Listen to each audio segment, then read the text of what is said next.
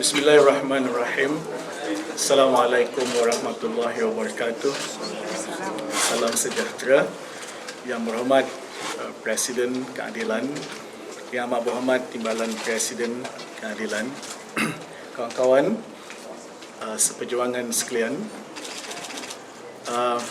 Salam ma'al hijrah. Hari ini hijrah kecil. Pertamanya, saya sangat-sangat bersyukur kehadrat Allah Subhanahu Wa Taala kerana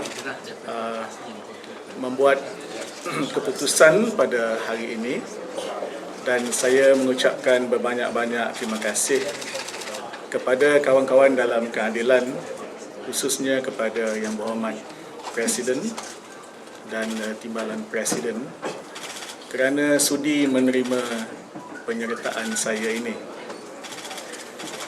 Saya anggap ini suatu keputusan yang besar untuk orang kecil seperti saya dalam menuju perubahan yang sebenar seperti yang disebut oleh Yang Berhormat Presiden sebentar tadi.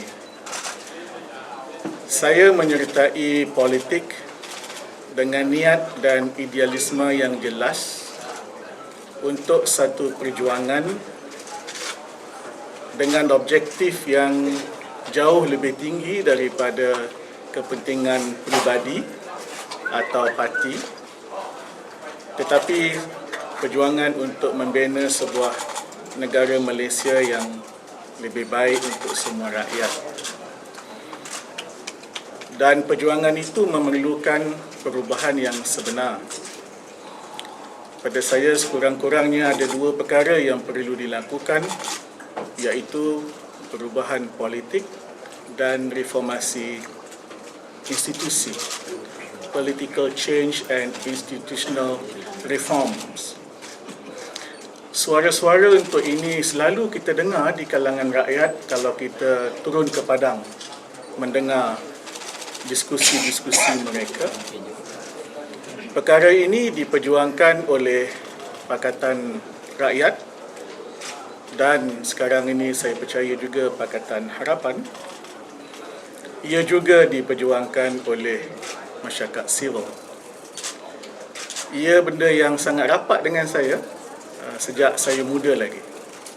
Apa yang disebutkan oleh Datuk Presiden tadi, saya memang bersetuju itu, bukan hanya pada hari ini tapi sejak dari dulu lagi. Malangnya, setelah lama dalam UMNO dan Barisan Nasional, saya tidak melihat ia dibicarakan secara komprehensif maupun substantif. Kerana itu saya fikir saya tidak serasi lagi dalam UMNO dan Barisan Nasional.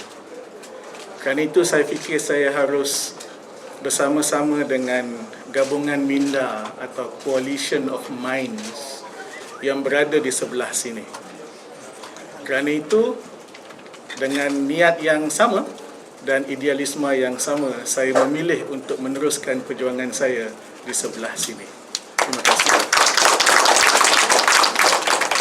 Saya percaya antara perubahan yang perlu dilakukan ialah mengubah konfigurasi sistem politik yang ada. Yang menonjol ialah konfigurasi konstitusionalism atau communal politics yang merupakan model Barisan Nasional. Ada parti-parti lain dalam BN dan dalam Pakatan yang cuba menjadi multiracial dalam bentuk yang sebenar. Istilah sains politiknya ialah centripetalism. Sederhana, sentris, multiracial. Dalam hal ini, tak tahulah kenapa, tapi hati saya terpaut pada PKR yang kelihatan mencuba dengan serius. Walaupun saya tahu kawan-kawan yang lain juga, kawan-kawan yang lain juga, parti-parti yang lain juga mencuba, tetapi dalam konteks ini saya nampak PKR pilihan saya. Yeah, I have contacted my chairman, Tan Sri Azali Ismail, this morning that I will be meeting him as soon as he comes back from overseas to tender my resignation.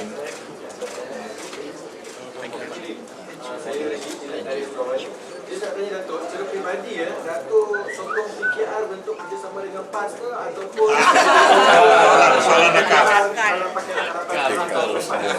Ini Dia dalam politik ni kita ada juga disiplin. Kita baru masuk, janganlah cakap banyak sangat.